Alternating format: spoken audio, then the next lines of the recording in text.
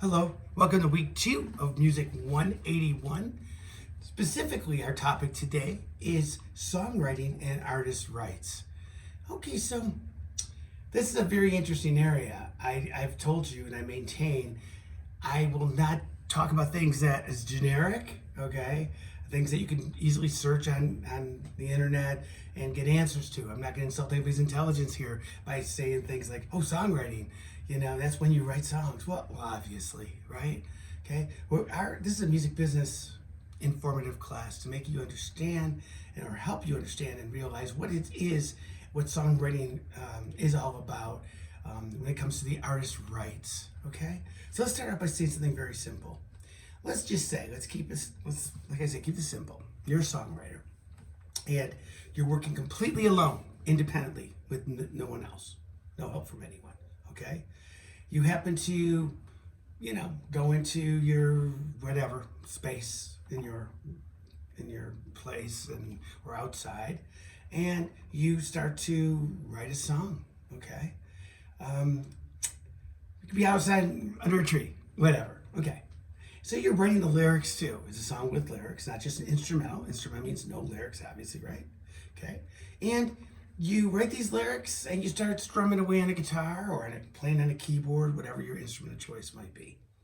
And you're the only person doing this, okay? Automatically, you own all your own rights, okay? So that means that whatever you create is nobody else's property but your own. Okay, that seems pretty simple overall, doesn't it? Okay. However, does anybody know about this song? Well, not if you don't go and take and put it on Facebook and say, hey, check it out, this is what I wrote today. And, give it a listen, see what you think. Basically, if you don't do that, you just write it, you record it even on your iPhone, okay? If that's the situation, then nobody knows about it. It's pretty protective that way, because nobody knows about it. However, you own 100% of those rights. So that's what we're going to discuss today is rights. Now, I apologize, this little board I have, okay, is a calendar that I'm using right now, okay? But we're going to just use this as just like my little board to show you. This is 100%, that circle that has been drawn very poorly. This is 100%, okay, ownership. Think of it as a pie, okay? 100% ownership of rights, okay? Now, this 100% ownership of rights, okay, you have to understand something about it. It is basically saying that the entire pie, okay, you own yourself personally, okay? And because you wrote the song, you wrote the lyrics, you did the song yourself. Nobody else owns any part of this. Now, there's two halves to this pie. This one side over here is the publishing side, which is always the business side, okay? Business. That's the actual controlling side of the intellectual property. So this is intellectual property, that one song. The other side of the pie is the creative side, okay?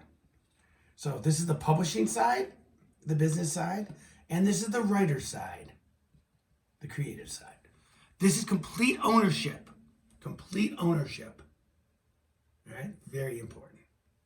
Now, can you own one side? Of course you can. Can you own just the other side? Just the business side? Of course you can. If you own the whole pie, that means you control that property. No question about it. If you're the only person involved in writing it, you control that whole pie. No question about it. Okay?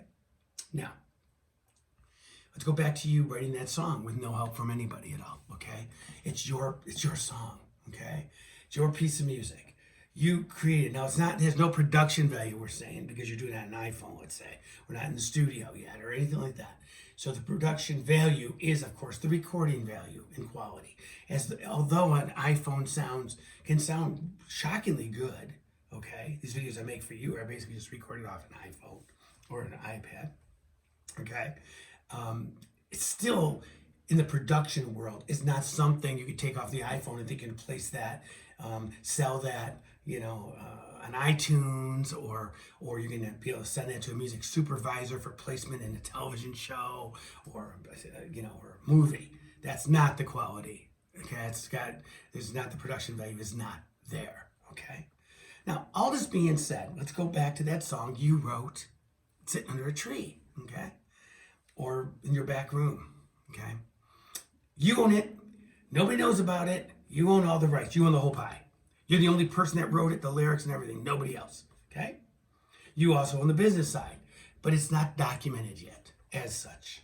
You have the recording of it, that's yours. But nobody knows about it, okay? Since nobody knows about it, also, what this means, and you need to understand this, is nobody can really steal it, can they? Let's just say by some fluke of nature, somebody comes up with something that sounds so much like your song with very similar lyrics. It's just some weird coincidence. Well, that means they'll streak of bad luck with that. They didn't steal it because they couldn't possibly have, because you didn't put it out anywhere. Okay. Now, what needs to happen is you need to actually document this by registering this song. Some people just you can do it with standard copyright, which you can send in not one song but multiple songs you create. Or I feel the easiest way today is to register it as a writer and as a publisher, since you own all those rights, with either ASCAP or BMI. Those are the licensing agencies in the United States that you would belong to, assuming you're living in the United States, obviously, and you have a residency here. You register with either ASCAP or BMI, not both. These are the nonprofit, nonprofit organizations that you can register your music with, protecting your music, showing that it's yours. Also, if royalties are earned, then that means that you will get those royalties if that music is placed in, whether it gets radio play or live concerts, or sales and downloads, or things that happen through TuneCore, of course, and whatever else you belong to, and of course TV or motion picture placements. Synchronization, that's what that is. That's a synchronization license. Okay?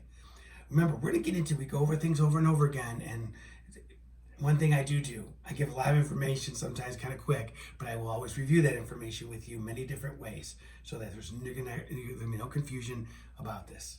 So, 100% ownership of that song that you created under that tree, okay? 100% ownership is plain and simple.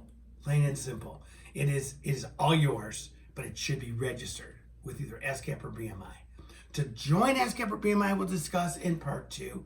And week 3, we get into detail on ASCAP, BMI, CSAC, and SOCAD.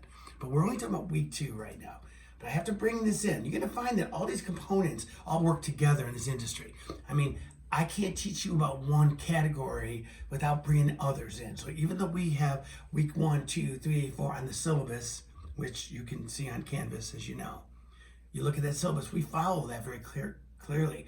You will hear other weeks brought in all the time, though, because this is one working component. So you need to know all about many of these other areas, how they interact with each other. So that's why I'm talking already about those licensing agencies. So 100% ownership is the publishing side and the writer side. The publishing side is the business side. The writer side is the creative side. Can you own one side or the other? Yes. Can you own a small piece of one side or the other? Yes. So in part 2, I'm going to talk about, let's say, different scenarios, okay? I'm going to talk about the scenario now of not you alone writing that song and creating the lyrics just alone, not you alone owning the publishing side. We're going to talk about what happens in band situations when you have a group, 3, 4 people making music together. That'll be in part 2. So this is part 1, Music Business 181, starting to talk about your rights as a writer, songwriting and artist rights, and what they are. Okay? Thank you.